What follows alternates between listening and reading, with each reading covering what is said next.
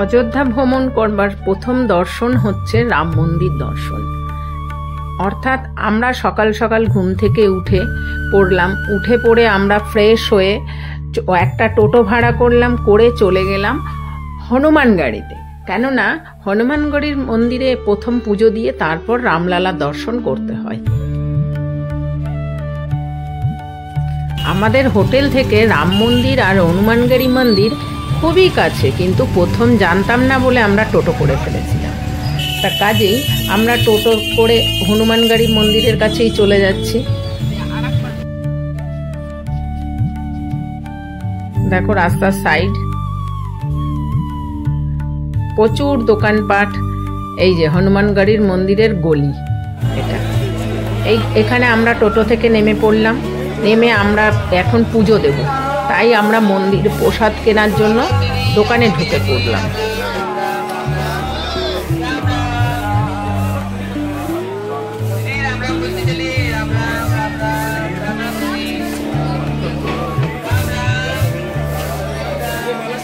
প্রসাদ কিনে যথারীতি বেরোলাম দোকান থেকে।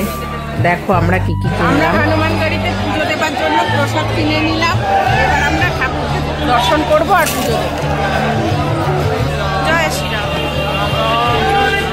জয় শ্রীরাম, জয় শ্রীরাম, জয় শ্রীরাম, জয় শ্রীরাম, জয় শ্রীরাম।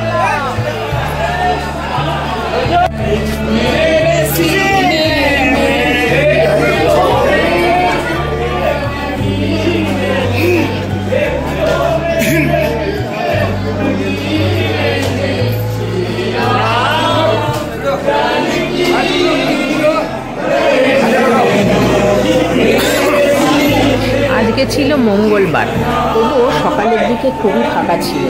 তা আমরা ফাঁকায় ফাঁকায় মন্দিরের ভিতরে ঢুকে পুজো দিয়ে চলে এলাম। দেখো তবু যতটা পেরেছি তোমাদেরকে মন্দিরের ভেতরটা দেখাচ্ছি।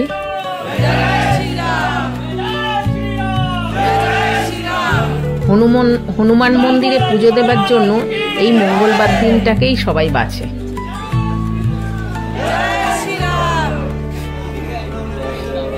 সারা বছরই ভেতরটা খুব সুন্দর করে সাজানো থাকে। যখনই দেখা হয় তখনই যেন নতুন লাগে।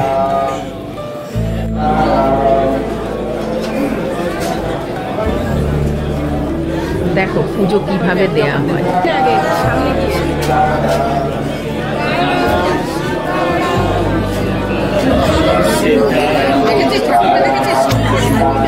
আমরা হনুমানগড়ি মন্দিরে প্রবেশ করে গেছি। এখানে পুজো দেওয়া হয়ে গেছে। এবার পুরো চারদিকটা ঘুরিয়ে দেখাচ্ছি।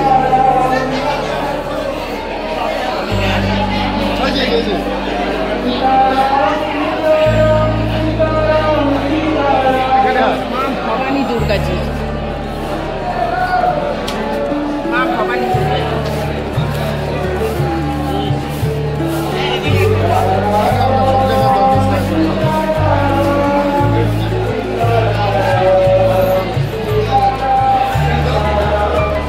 মন্দিরের চারপাশ দেখার পর আমরা রওনা দিলাম রাম মন্দিরে রামলালার দর্শনে। আমরা এখন চলেছি রাম ঠাকুরের দর্শন করতে, অর্থাৎ রামলালা। দীর্ঘ প্রতীক্ষার পর আমরা চলে এলাম রামলালার দর্শনে। আমাদের কাছে অনলাইন পাস ছিল বলে আমাদেরকে লাইন দিতে হলো না। যতক্ষণ পারবো আপনাদেরকে দেখাবো, কেননা আবার মোবাইল জমা করতে হবে। আমরা একদম সোজা রাস্তায় হেঁটে রাম ঠাকুরের দর্শন করতে যাব। তাই আমাদের যথারীতি যতটা পেরেছি আমরা ছবি তুলেছি। কেন তারপরে বেশ খানিকটা যাবার পর আমাদেরকে আবার সব মোবাইল, জুতো, যত সামগ্রী ছিল পয়সা বাদ দিয়ে সবই জমা করতে হবে। তাই আমরা কত বড়, এটা হচ্ছে খুব বড় একটা ধূপকাঠি। এটা সারা দিন জ্বলে। এই সাইডটা হচ্ছে দেয়াল, দেখো সব চারদিকটা মন্দিরের আকারে তৈরি করে রেখেছে। এবার আমাদের জুতো আর মোবাইল জমা করতে হবে, ওর জন্য আর হয়তো ভেতরটা দেখাতে পারবো না। আমাদের ঠাকুর দর্শন করা হয়ে গেছে। আমরা বেরিয়ে এসে নিঃশুল্কে প্রসাদ গ্রহণ করলাম।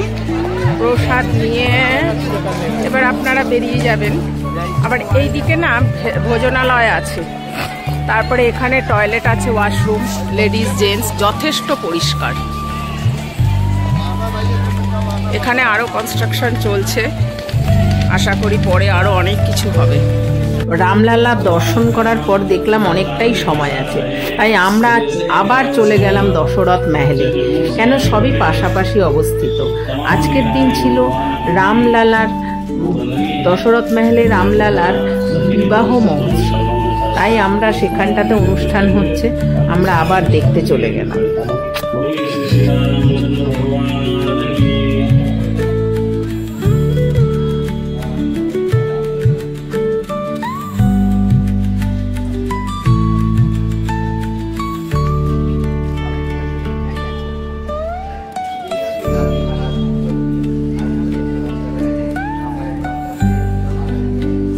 দেখো ভেতরটা,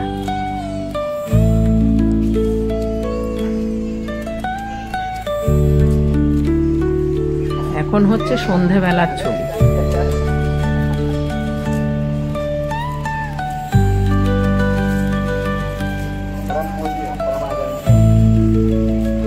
রামলালার বিবাহ মহোৎসব চলছে, অর্থাৎ রামের।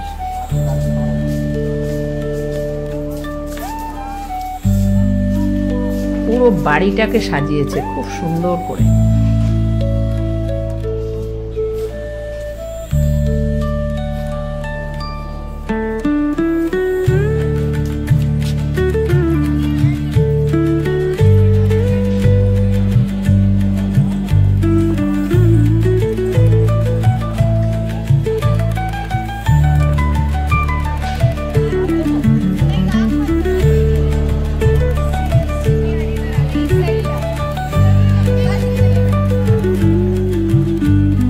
আমার এই ভিডিওটি যদি ভালো লেগে থাকে তাহলে তোমরা লাইক, সাবস্ক্রাইব ও কমেন্টস করে দিও। নমস্কার।